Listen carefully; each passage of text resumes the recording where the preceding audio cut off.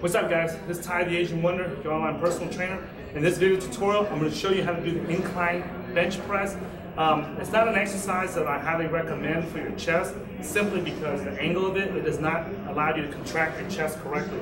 Your chest contracts with the elbows pointed down towards your feet, and that's when you get the maximum contraction. As you do it like a flat bench, it contracts above the elbow, it's about right here, and it doesn't contract your chest completely. And when your elbow is above your shoulder, it sure as hell doesn't contract your chest correctly. But there are a lot of people out there, this is one of the most popular exercises in the gym, so I want to make sure that if you are going to do this, you might as well learn how to do it correctly, all right? And like I said, I do not recommend this because I recommend the flat bench or the decline flat bench, which is a lot more effective in building your chest muscle than the incline bench. A lot of people will say that this exercise helps to build the top of your chest. I refuse to believe that because biologically, if you look at the structure of how the chest muscles work, it's designed to pull your elbows towards the center of your body and towards your groin. It's not designed to pull your elbow towards your head and towards the center. So it's contradictory to what the chest muscle is designed to do. However, if you do decide to do it, make sure that you do it on an incline bench, and I would recommend doing it at an angle of less than 40 degrees. So right here, we're about at 35 degrees. You can do it at this level, which is about 15 degrees.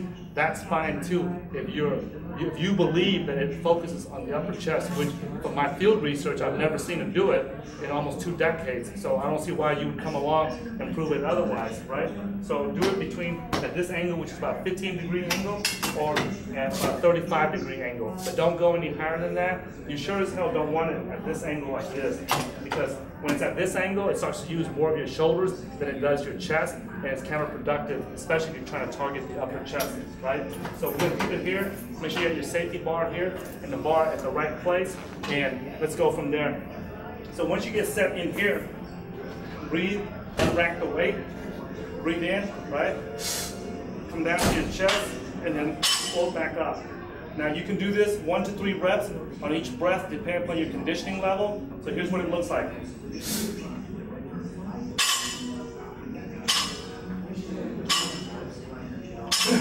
And reset at the top, and then do it again.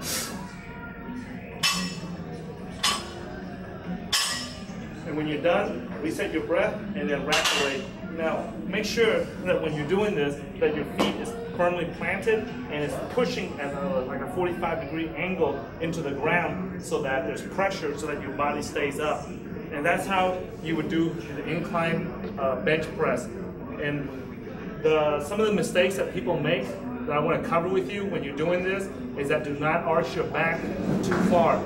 For example, you'll see a lot of guys in the gym doing this.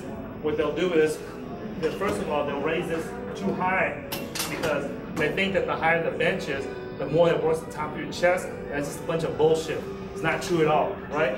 So what happens is they'll set up high like this, they'll unrack the weight, and as they're doing it, they're popping their ass up like this so that their ass is above the bench. So now they're practically just doing a flat bench. So this, when they're doing that, it's more of feeding their ego than anything else, because you don't want your ass above the bench like that, because then it just turns your body into doing a flat bench. If you're going to do a flat bench, you might as well lower the bench down and do it correctly. So that's how you do an incline bench press correctly.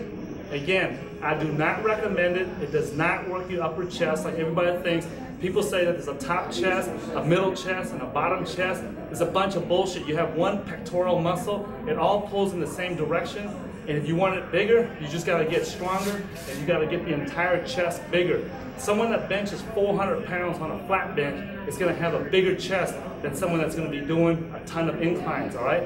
And there's bodybuilders out there that swear by it, and they do nothing but inclines, and they completely ignore the flat bench and the decline altogether. And that's complete bullshit. The most powerful exercise that you could possibly do for your chest is the decline bench, and the second would be the flat bench, and then the third one is not even the inclines. So don't waste your time doing this, guys.